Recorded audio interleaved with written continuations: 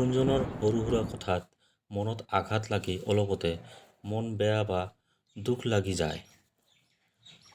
কোনো আপোনজনৰ বেয়া ব্যৱহাৰত আপোনাৰ হাঁহিৰ মুখখন আৱেগত ভৰি পৰে। হিয়াত কষ্ট হ'লেও নিজক নিজে মানি লওক। সহজ নহয়। জীৱনটো যিমানে সৰু বুলি নাভাবোঁ কিয় আচলতে ইমান সৰু নহয়। কিয়নো এতিয়াও বহুত ৰাস্তা চলিবৰ বাকী। বহু মানুহৰ লগ পাবলৈ আছে। বহু মানুহৰ মন বুজিবলৈ বাকী।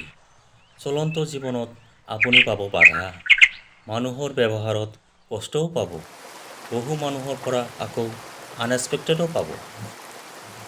ডাঙৰ আঘাতবোৰত সন্মুখীন হ'বলৈ নিজকে তৈয়াৰ কৰা দৰকাৰ।